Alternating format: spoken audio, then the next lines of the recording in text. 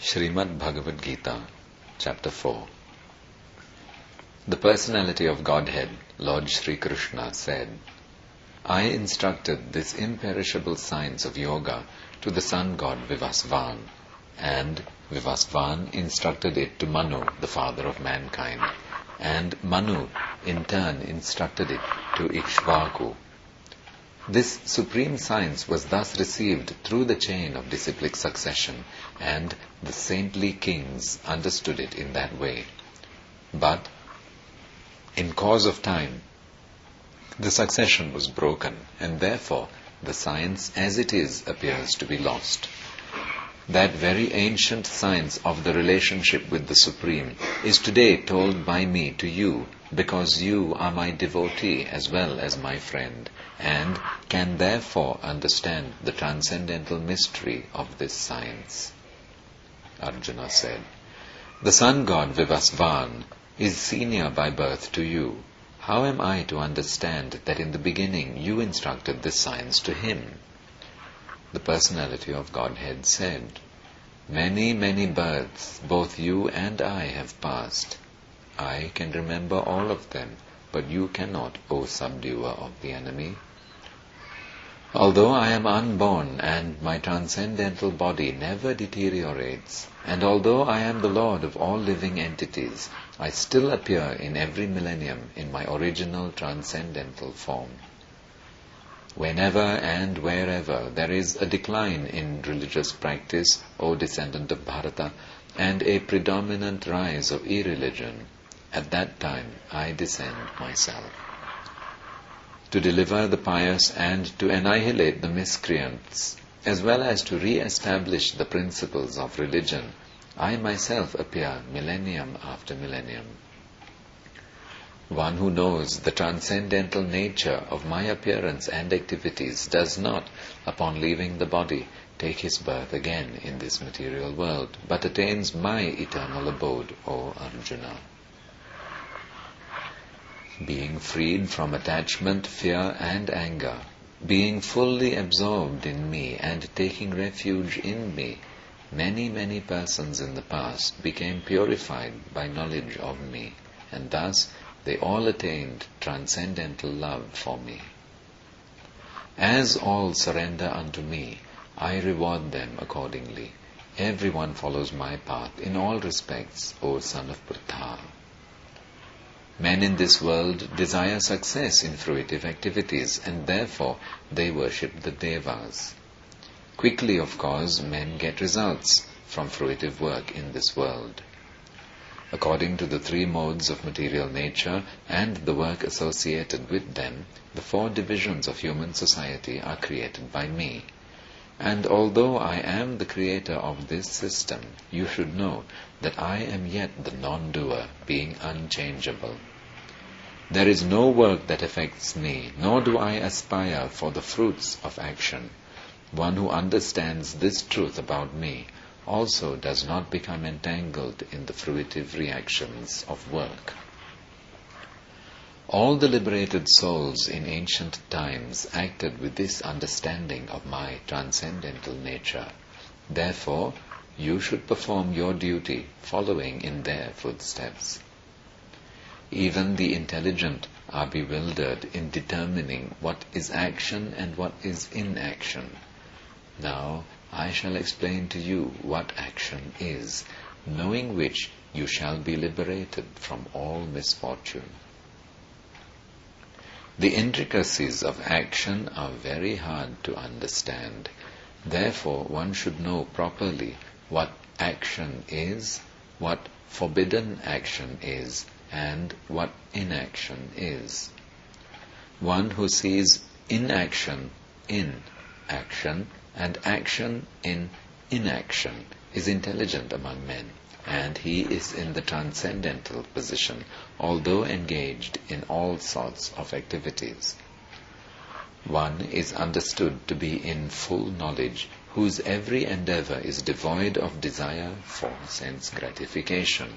He is said by sages to be a worker for whom the reactions of work have been burned up by the fire of perfect knowledge. abandoning all attachment to the results of his activities, ever satisfied and independent, he performs no fruitive action, although engaged in all kinds of undertakings. Such a man of understanding acts with mind and intelligence perfectly controlled, gives up all sense of proprietorship over his possessions, and acts only for the bare necessities of life. Thus working, he is not affected by sinful reactions. He who is satisfied with gain which comes of its own accord, who is free from duality and does not envy, who is steady in both success and failure, is never entangled although performing actions. The work of a man who is unattached to the modes of material nature and who is fully situated in transcendental knowledge merges entirely into transcendence. A person who is fully absorbed in Krishna consciousness is sure to attain the spiritual kingdom because of his full contribution to spiritual activities, in which the consummation is absolute and that which is offered is of the same spiritual nature. Some yogis perfectly worship the Devas by offering different sacrifices to them, and some of them offer sacrifices in the fire of the Supreme Brahman. Some, the unadulterated brahmacharis, sacrifice the hearing process and the senses in the fire of mental control, and others, the regulated householders, sacrifice the objects of the senses in the fire of the senses. Others, who are interested in achieving self-realization through control of the mind and senses, offer the functions of all the senses and of the life breath as oblations into the fire of the controlled mind.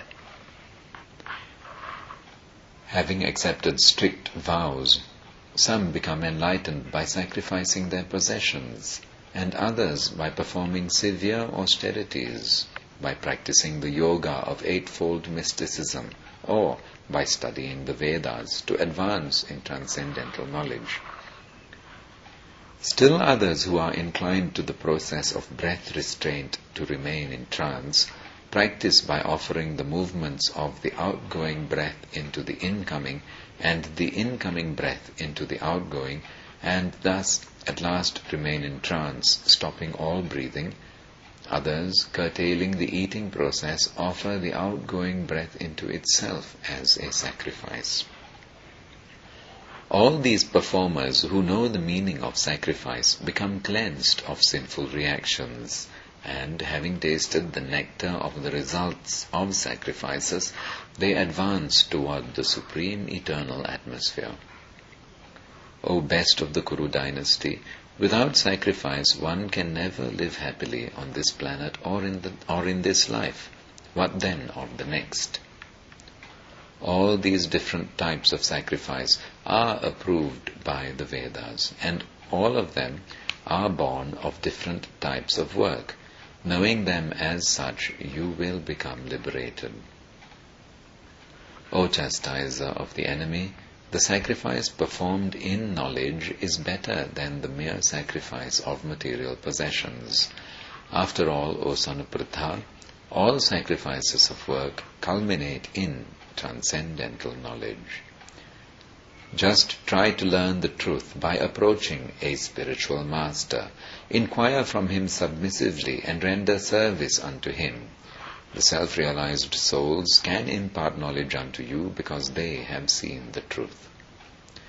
Having obtained real knowledge from a self-realized soul, you will never fall again into such illusion, for by this knowledge you will see that all living beings are but part of the Supreme, or in other words, that they are mine. Even if you are considered to be the most sinful of all sinners, when you are situated in the boat of transcendental knowledge, you will be able to cross over the ocean of miseries. As a blazing fire turns firewood to ashes, O Arjuna, so does the fire of knowledge burn to ashes all reactions to material activities. In this world there is nothing so sublime and pure as transcendental knowledge. Such knowledge is the mature fruit of all mysticism, and one who has become accomplished in the practice of devotional service enjoys this knowledge within himself in due course of time. A faithful man who is dedicated to transcendental knowledge and who subdues his senses is eligible to achieve such knowledge, and, having achieved it, he quickly attains the supreme spiritual peace.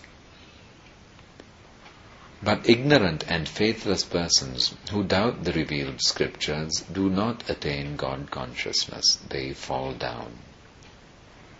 For the doubting soul there is happiness neither in this world nor in the next.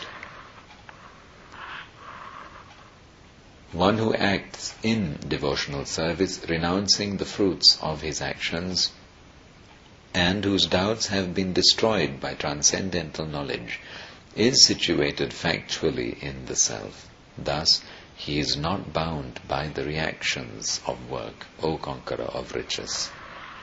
Therefore, the doubts which have arisen in your heart out of ignorance should be slashed by the weapon of knowledge. Armed with yoga, O Bharata, stand and fight. Thus ends Jnana Karma Sannyasa Yoga, the 4th chapter of the perfect Upanishad and beautiful Yoga Shastra, Srimad Bhagavad Gita, which was spoken by Lord Sri Krishna himself to Arjuna, and which is found in the Bhishma Parva section of the great epic, the Mahabharata, which was composed by the great sage Vyasadeva in 100,000 verses. Jai Srimad Bhagavad Gita ki Jai.